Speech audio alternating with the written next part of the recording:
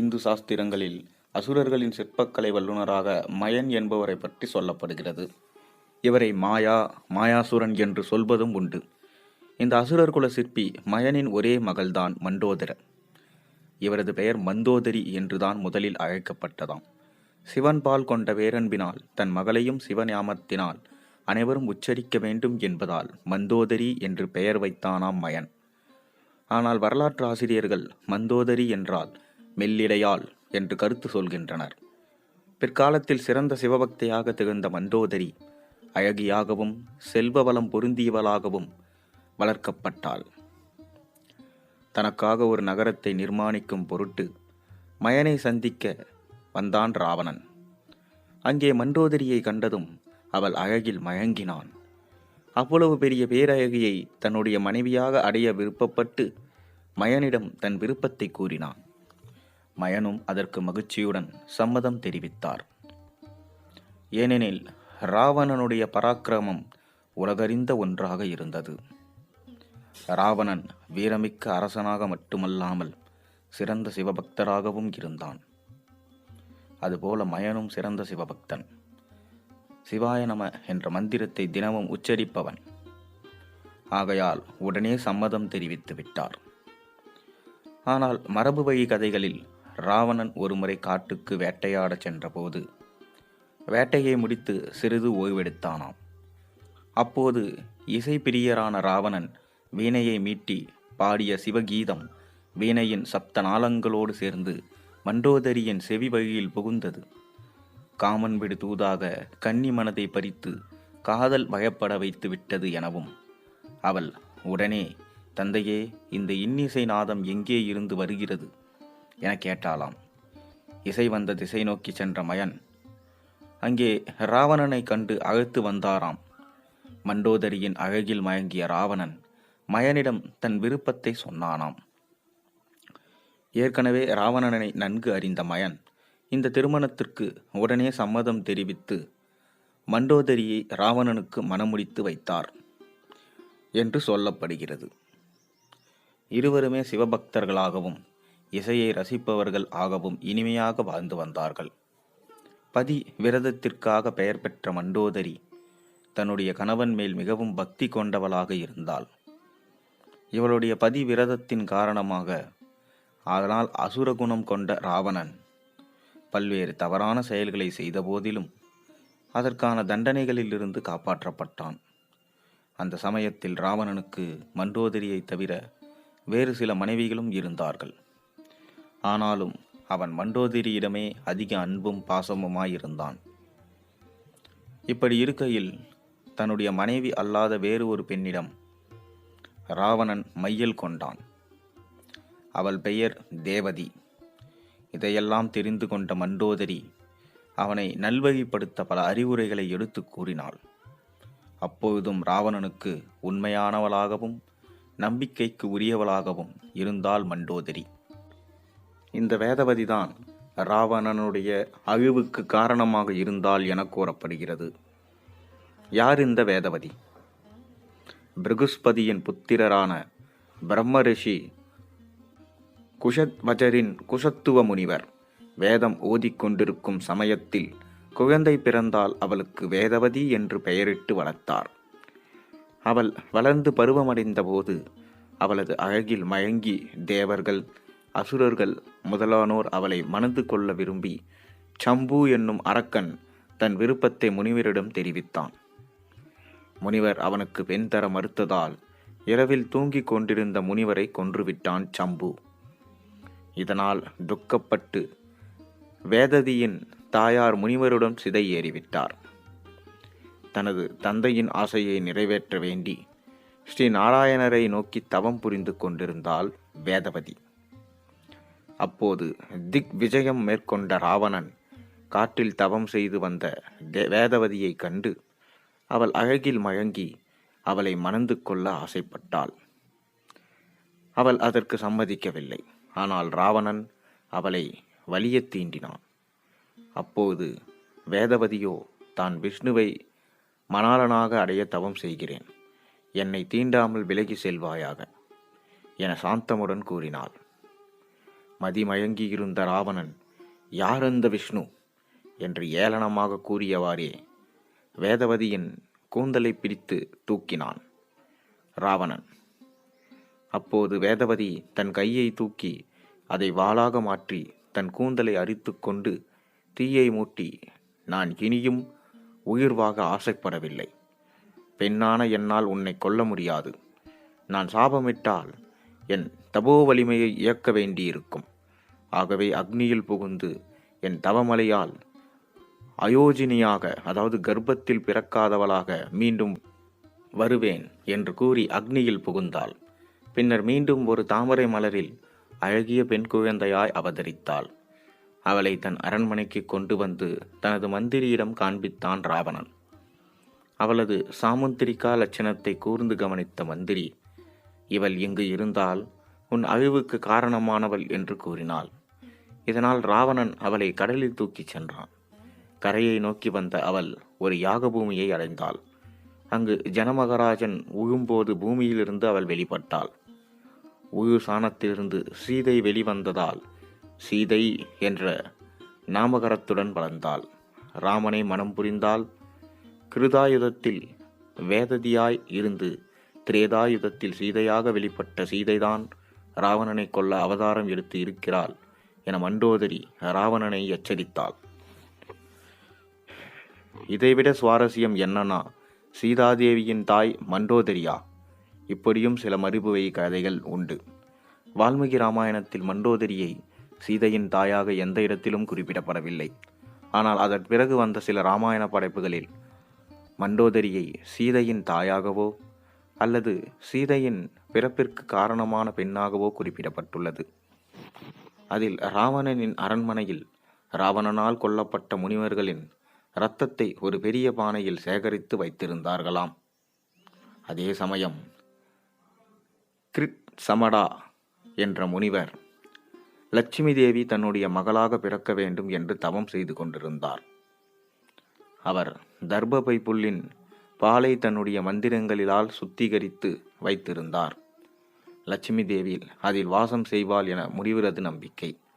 ஒருமுறை அந்த முனிவரை காணச் சென்ற ராவணன் அந்த புண்ணியமான பாலை தன்னுடைய மந்திரங்களிலால் சுத்திகரித்து வைத்திருந்தார். லட்சுமி தேவி அதில் வாசம் செய்வாள் என முனிவரது நம்பிக்கை. ஒருமுறை அந்த முனிவரை காணச் சென்ற ராவணன் அந்த புண்ணியமான பாலை தன்னுடைய இரத்தம் நிறைந்த பானைக்குள் ஊற்றிவிட்டான். ராவணனின் இந்த தகாத செயலை கண்டு மனம் வெறுத்த மண்டோதரி மிகவும் கொடிய விஷமான அந்த இரத்தத்தை குடித்து அப்போது கிருட்சமாட முனிவரின் தவ வலிமையால் காப்பாற்றப்பட்டு லக்ஷ்மி தேவியின் அவதாரத்தை குழந்தையாக பெற்றெடுத்தாள் என சொல்லப்படுகிறது. ராவணனிடம் இருந்து அந்த குழந்தையை காப்பாற்ற அந்த குழந்தை குருக்ஷேத்திரத்திற்கு அருகில் அவர் புதைத்து வைத்தார். அந்த பெண் குழந்தையை கண்டெடுத்த ஜனகர் அவளுக்கு சீதை என பெயரிட்டு வளர்த்து வந்தார் எனவும் மரபு வழி கதைகளில் சொல்வதுண்டு. ஆனால் வாசுதேவஹிந்தி, உத்தரபுராணம் மற்றும் பிற சமண வகை இராமாயணங்களில் சீதையானவள் ராவணனுக்கும் மண்டோதரிக்கும் பிறந்த குழந்தையாகவே குறிப்பிடப்பட்டுள்ளது. அதில் மண்டோதரியை மணந்து கொள்ளும் விருப்பத்தை மயனிடம் ராவணன் கேட்டுக்கொண்டிருந்த போது ராவணனுடைய ஜாதகத்தை கணித்த மயன் இந்த தம்பதியருக்கு பிறக்கும் முதல் குழந்தை ராவணனின் வம்சத்தை அழித்துவிடும், ஆகவே அந்த குழந்தையை கொன்றுவிட வேண்டும் என்று எச்சரிக்கை விடுத்தார் மயன். அவர் அறிவுரையை காதில் கேட்காத ராவணன் திருமணத்திற்கு பிறகு மண்டோதரிக்கு பிறந்த முதல் குழந்தையான சீதையை ஜனகரின் நகருக்கு அருகில் ஒரு கூடையில் வைத்து புதைத்து விட்டான் என்றும் எழுத்து வடிவங்கள் மட்டுமின்றி செவிவழி கதைகள் மற்றும் நாட்டுப்புற கதைகள் கூட தங்களுக்கு உரிய பாணியில் மிகவும் சுவாரஸ்யமாக கூறப்பட்டுள்ளது. உத்தர புராணத்தில் அககாபுரியின் இளவரசியான மணிவதியின் மீது ராவணன் தவறாக ஆசை கொண்டு இருந்தான். ஆகவே அவனை பழிவாங்கவே ராவணன் மற்றும் மண்டோதரிக்கு மகளாக பிறந்தாள் மணிவதி எனவும், அந்த குழந்தையால் ராவணனின் சாம்ராஜ்யம் பேரழிவை சந்திக்கும் என அரசவை ஜோதிடர்கள் குறிப்பிட்டதனால் ராவணன் அந்த குழந்தையை கொன்றுவிடுமாறு தன்னுடைய மெய்க்காவலனுக்கு உத்தரவிட்டதாகவும், ஆனால் அந்த காவலன் குழந்தையை கொல்லாமல் மதிலாவில் பெட்டியில் வைத்து மண்ணில் புதைத்து விட்டதாகவும், அங்கே ஜனக மகாராஜா சீதையை கண்டெடுத்ததாகவும் சொல்லப்பட்டு இருக்கின்றது. சமணர்களின் இராமாயணத்திக் கதைப்படி சீதை ராவணனின் மகளாக பிறந்தார். எனினும் ராவணனின் சாம்ராஜ்யத்தை அந்த குழந்தை அழித்துவிடும் என்று ஜோதிடர்கள் கூறியதால் ராவணன் தன்னுடைய பணியாட்களை அழைத்து சீதையை தொலைதூரத்தில் உள்ள நிலப்பகுதிக்கு கொண்டு சென்று புதைத்து விடுமாறு கட்டளையிட்டார். அப்போதுதான் சீதை ஜனகரால் கண்டெடுக்கப்பட்டாள் என்று கூறப்படுகிறது. மேலும் சமணர்கள் இராமாயணத்தில் ராவணன் ஒரு தந்தையாக மட்டுமே சீதையின் மேல் அன்பு வைத்திருந்தார் என்று கூறப்படுகிறது. மண்டோதரியின் வயிற்றில் சீதை பிறந்தபோது ராவணன் அளவிலா சந்தோஷத்தை கொண்டிருந்தார் எனவும், இந்த குழந்தை சாம்ராஜ்யத்தை அழித்துவிடும் என்று ஜோதிடர்கள் அறிவுறுத்தியதால் தன்னுடைய பணியாட்களிடம் சீதையை கொண்டு போய் தொலைதூரத்தில் விட்டுவிட சொல்லியிருக்கிறார். ஆனால் விட்டுவிட்டு வந்த குழந்தை எங்கிருந்தாள் என்பதை அவ்வப்போது ராவணன் தன் ஒற்றர்கள் மூலம் தெரிந்து கொண்டு வந்துள்ளான் எனவும், சீதையை ஜனக மகாராஜா இளவரசியாக தத்தெடுத்து கொண்டதை அறிந்தவுடன் ராவணன் மிகவும் மகிழ்ச்சி அடைந்தான் எனவும், சீதைக்கு திருமணம் நடந்த சமயத்தில் அப்போது கூட அந்த சுயம்பரத்தில் ராவணனும் கலந்து கொண்டான் எனவும், அங்கே அயோத்தி நகரத்தை சேர்ந்த அரிய இளவரசர் ராமர் சீதையை மணமுடித்ததைக் கண்டு ராவணன் மகிழ்ச்சியடைந்தான் எனவும், ராமரை 14 ஆண்டுகள் காட்டுக்குள் வனவாசம் அனுப்பும் வரை அனைத்தும் நல்லபடியாகவே இருந்தது என சமணர்களின் இராமாயண குறிப்புகளில் சொல்லப்பட்டு இருக்கின்றன. தொடர்ந்து சீதையை கண்காணித்து வந்த ராவணன் ராமர் வனவாசம் சென்று வானாந்திரங்களில் துன்பப்பட்டு வந்தபோது சீதாதேவியும் ராமருடன் சேர்ந்து துன்பத்தை அனுபவிக்கிறார் என்பதை ராவணன் அறிந்து கொண்டான். எனவே தன்னுடைய மகளை கடத்தி கொண்டு வருவதன் மூலம் அவளுடைய துன்பத்தை முடிவுக்கு கொண்டு வரலாம் என்று ராவணன் நினைத்தார் என்றும், ஆகையால்தான் சீதாதேவியை ராவணன் கடத்தி கொண்டு வந்து இலங்கையில் வைத்தார். இதனை பழிவாங்கும் செயலாக புரிந்து கொண்ட ராமரும் லக்ஷ்மணரும் ராவணனின் மீது போர் தொடுத்தனர் என்றும், ஆனால் ராவணன் செய்தது தன்னுடைய மகளை துன்பத்திலிருந்து பாதுகாக்கும் செயல்தான் எனவும், ராவணன் தூங்கும் போது கூட சீதையின் பெயரை சொன்னதால் அவனுடைய மனைவியான மண்டோதரியும் கூட தவறாக நினைத்து விட்டாள் என சமண இராமாயண குறிப்புகள் கூறுகின்றன. சீதை ராவணனுடைய மகளா இல்லையா என்பது நமக்கு தெரியாவிட்டாலும் ராவணனின் அழிவுக்கு காரணம் சீதைதான் என்பது மட்டும் உண்மை. இதேபோல 4 வேதங்களிலும் சாஸ்திரங்களையும் கற்றுணர்ந்த ராவணனுக்கு பெண் பாவத்தை பற்றி தெரியும். ஆதலால் அவன் சீதையை கடத்தவில்லை. சீதை லட்சுமி தேவியின் அவதாரம். சிறந்த ஆட்சியாளனான ராவணன் உலகத்தின் செல்வங்களையெல்லாம் இலங்கைக்கு கொண்டு சென்று விட்டான். அதேபோல உலக இயக்கமும் இலங்கையில் இருந்துதான் தொடங்க வேண்டும் என்பதற்காக சிவனையும் லங்கைக்கு கொண்டு சென்றபோதுதான் அவன் விநாயகரால் தடுத்து நிறுத்தப்பட்டு தரையில் வைத்த சிவலிங்கத்தை எடுக்க முடியாமல் தோல்வியுற்றான். அவன் உலகத்தின் செல்வத்தையும் உலகத்தின் இயக்கத்தையும் லங்கைக்கு கொண்டு சென்றால் அவனை யாரும் அழிக்க முடியாத வல்லமை பெற்று இருப்பான். எனவே இன்னொரு செவிவழி கதைகளும் உண்டு. இதேபோல மரபு கதைகளில் இன்னொரு கதையும் சொல்லப்படுவதுண்டு. 10 திசைகளில் தேர் செலுத்தும் வல்லமையை உடையவர்கள் தசரதனுக்கும் கோசல நாட்டு அரசன் பானுமந்தன் மகள் கோசலைக்கும் திருமணம் நிச்சயமாகி இருந்தது.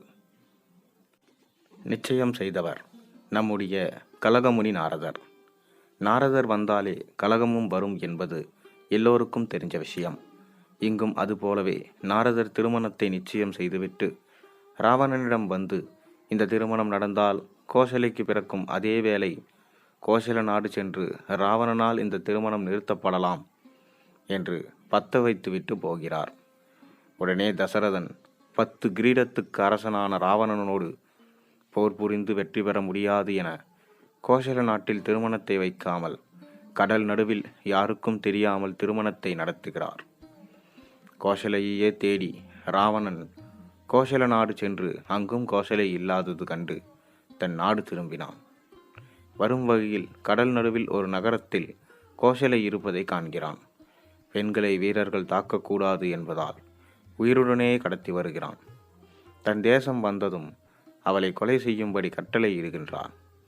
ஆனால் எல்லா சாஸ்திரங்களையும் கற்ற மண்டோதரி பெண்களை கொலை செய்வது அழிவுக்கு ஒப்பானது என்று சொல்லி கோசலையை காப்பாற்றுகிறாள். ஆனால் தன் கணவன் உயிருக்கும் அவளுக்கும் பிறக்கும் மகனால் ஆபத்து வரக்கூடாது என்பதற்காக தசரதனுக்கு புத்திர பாக்கியம் ஏற்படாதவாறு சாபம் இடுகிறாள். விதியை மாற்றி அமைக்க விரும்பாத பார்வதி பரமேஸ்வரர் மண்டோதரிக்கும் ராவணனுக்கும் பிறக்கும் பெண் குழந்தையாலேயே உங்களுக்கு அழிவு என்று சாபம் விடுகிறார்கள். அதனால்தான் மண்டோதரிக்கும் ராவணனுக்கும் பிறக்கும் மூத்த பிள்ளையான சீதையை ஜனகன் வயல் பூமியில் கொண்டு போய் விட்டுவிட்டதாக மரபுவை கதைகள் கூறுகின்றன. மண்டோதரி ராவணன் இந்த தம்பதிகளுக்கு மேகநாதன், அதிகையா மற்றும் அக்ஷயகுமாரர் ஆகிய 3 மகன்கள் பிறந்தனர். விஷ்ணுவின் அவதாரமான ராமபிரான் வனவாசம் சென்றிருந்த வேளையில் சீதாதேவியை கடத்தினாள் ராவணன். மண்டோதரி சீதாதேவியை உடனடியாக ராமனிடம் திருப்பி அனுப்புமாறு பலமுறை வேண்டுகோள் விடுத்தாள். ஆனால் ராவணன் எதையும் கேட்கவில்லை. சீதாதேவியின் தலையை துண்டிப்பதற்காக தன்னுடைய வாளை ஓங்கினான் ராவணன். ஆனால் ஒரு பெண்ணை கொலை செய்வதென்பது கொடும் பாவ செயல். ஆகவே சீதாதேவியை ராவணன் கொல்லக்கூடாது என்று மன்றாடி கேட்டுக்கொண்டு ராவணனின் கையை பிடித்து அந்த பாவச் செயலை தடுத்து நிறுத்தினாள் பேரழகியான மண்டோதரி. இது ராவணனுக்கு அழிவை கொண்டு வரும் என்று மண்டோதரி நன்கு அறிந்திருந்தாள் என வால்மீகி ராமாயணத்தில் குறிப்பிடப்பட்டுள்ளது. மண்டோதரி சீதையை சாக்கி மற்றும் ரோகிணி ஆகிய கடவர்களுடன் ஒப்பிட்டு ராவணனிடம் முறையிட்டாள். மண்டோதரியை விட சீதாதேவி அழகில் குறைந்தவராக இருந்தாலும் ராமன் மீது சீதை கொண்டிருந்த பக்தியை மிகவும் மதித்திருந்தாள். சீதாதேவியை தேடி வந்த அனுமன் கூட ராவணனின் அந்தப்புறத்தில் மண்டோதரியை பார்த்தவுடன் இவர்தான் சீதாதேவி என தவறாக எண்ணிக்கொண்டான் என வால்மீகி ராமாயணத்தில் குறிப்பிடப்பட்டுள்ளது.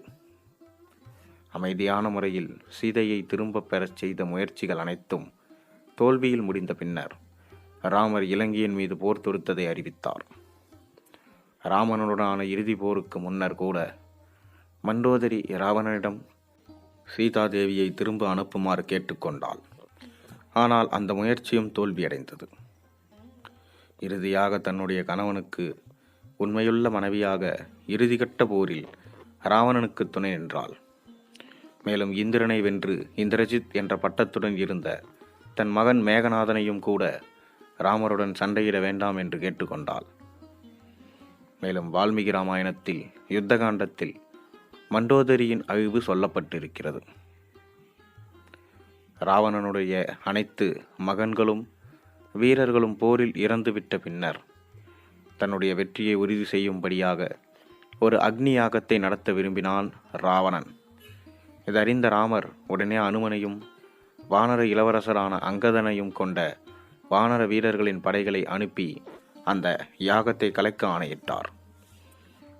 ராவணனின் அரண்மனையில் பெரும் சேதத்தை வானரங்கள் ஏற்படுத்தினாலும் ராவணன் தன்னுடைய யாகத்தை தொடர்ந்து செய்து வந்தான்.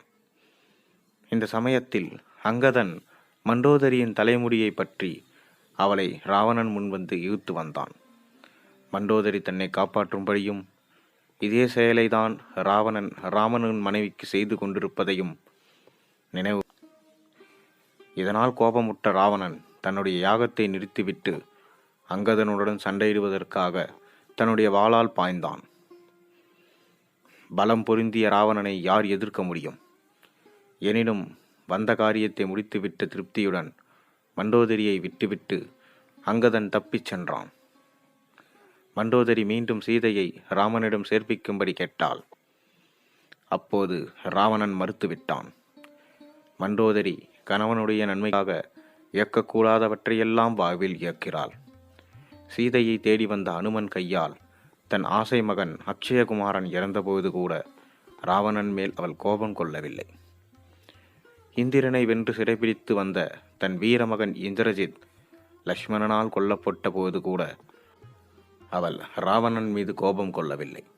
கணவன் வாழ்வுக்காகவே கடைசி வரை துணை இருந்த மண்டோதரி இன்னொரு பெண்ணுக்காக இறங்கி கோசலையை விடுத்ததால் தன்னால் உயிர் பிச்சை பெற்று வாழ்ந்த கோசலைக்கு யாகத்தின் மூலம் பிறந்த பிள்ளையால் தன் குலமே அழிந்து விட்டதை எண்ணி வருந்தினாள். ராவணனுக்கு எப்போதும் நல்வழிகளையே போதித்து வந்த மண்டோதரி சீதாதேவியை சிறைபிடித்து வந்தது தவறு என்றும், சீதாதேவியை கவர்ந்து வந்ததும் அறத்துக்கு புறம்பானது எனவும் சீதாதேவியை விட்டுவிடுமாறு ராவணனுக்கு பலமுறை அறிவுறுத்தினாள். ஸ்ரீராமன் குறித்து எச்சரித்தும் மாரீசனின் வார்த்தையை நம்பி ஏமாற வேண்டாம் என அறிவுரை கூறி பலமுறை திருத்த முயன்றாள். மேலும் அறத்துடன் இணைந்தவர்களுக்கு ஆறறிவற்ற உயிரினங்களும் கூட துணை நிற்கும். ஆனால் அறத்திலிருந்து விலகியவரை உடன்பிறப்புகள் கூட விலக்கி வைக்கும் என்பதை உணர்ந்தாள். அதே சமயம் ராமன் சாதாரண மனிதன் அல்ல என்றும் அவர் ஸ்ரீ விஷ்ணுவின் அவதாரம் என்பதையும் மண்டோதரி நன்கு அறிந்திருந்தாள். ஆனால் பெண்ணாசை கொண்ட தனது கணவர் ராவணனை அழிக்கவே ராமன் அவதாரம் எடுத்திருப்பதை மண்டோதரி உணர்ந்திருக்கவில்லை.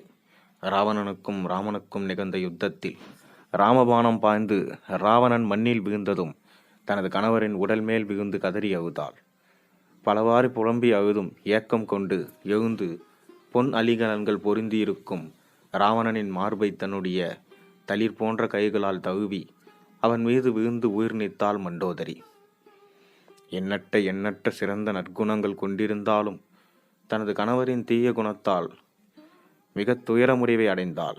இவள் சீதைக்கு நிகராக இருந்தாலும் மண்டோதரியின் நற்குணங்களை அறியாமல் போனது ராவணனின் துர்திஷ்டம். இது புராண இதிகாச கதையாக இருந்தாலும் தற்போதைய பல்வேறு சம்பவங்களுக்கும் பதிலளிக்கும் விதத்திலேயே உள்ளது. ஆனால் நாம் ராவணனை பற்றி நினைக்கும் போதே ஒரு கொடூரமான அசுரன், பல்வேறு அநியாயங்கள் செய்தவன், பிறன்மனை கவர்ந்தவன் என அறியப்பட்டாலும் ராவணன் ஒரு சிறந்த கலைஞன். இசையை இரசிப்பதிலும் பாடுவதிலும் வீணையை மீட்டுவதிலும் ராவணனுக்கு இணையாக யாரும் இல்லை என்று சொல்லலாம். மேலும் ராவணன் எதிர்காலம் அறிந்தவன் என்று சொல்லப்படுபவன். ஒருவேளை ராம லட்சுமணன் வெறும் மனிதர்களாக இருந்தால் அவர்களை வெல்வது எனக்கு எளிது. ஆனால் அவர்கள் அவதாரங்களாக இருந்தால் அவர்களின் அம்புக்கு பலியாகி முத்தி அல்லது மோட்சம் அடைவேன் என்று அறிந்திருந்தான் என்று சொல்லப்படுவதுண்டு.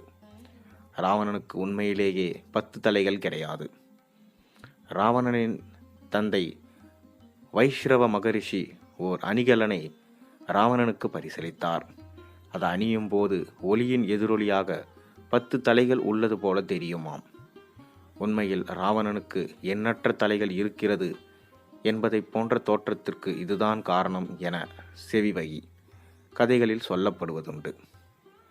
அதேபோல அத்புத்த ராமாயணத்தில் ராவணனுக்கு அண்ணன் ஒருவன் இருந்ததாகவும் அவன் பெயரும் ராவணன்தான் என்றும் அவன் 1000 தலை ராவணன் என்று கூறப்பட்டுள்ளது. ஆனால் இது எந்த வகையில் உண்மை என்று தெரியவில்லை. ராவணன் ஆயுர்வேத மருத்துவம் நன்கு கற்றுணர்ந்தவன் எனவும் அதை பற்றி பல புத்தகங்கள் எழுதியதாகவும் மாமிசம் மற்றும் மாட்டிறைச்சி இவைகளை உண்பதால் மனிதர்களுக்கு ஏற்படும் 98 வகையான நோய்களை பற்றியும் ராவணன் ஒரு நூல் எழுதியுள்ளான் எனவும், மேலும் மண்டோதரி கர்ப்பிணியாக இருந்தபோது குழந்தைகளுக்கு ஏற்படும் நோய்கள் குறித்தும் அதற்கான மருத்துவம் குறித்தும் கூட ராவணன் புத்தகம் எழுதியிருக்கலாம். எது எப்படியோ ஒரு நல்ல மனிதனும் அவன் மனைவியும் அவனின் தீய குணத்தால் அவனும் அழிந்து அவன் குலமும் அழிந்து நாசமானது. இந்த கதையிலிருந்து உங்களுக்கு தெரிஞ்சது என்ன? மறக்காமல் கீழே கமெண்ட்டில் சொல்லுங்கள். மேலும் நாளை உங்களுக்கு ஒரு நல்ல அருமையான வீடியோவோட சந்திக்கின்றேன். இந்த கதை உங்களுக்கு பிடிச்சிருந்தா உங்கள் நண்பர்களுக்கும் பகிர்ந்து கொள்ளுங்கள். நன்றி, வணக்கம்.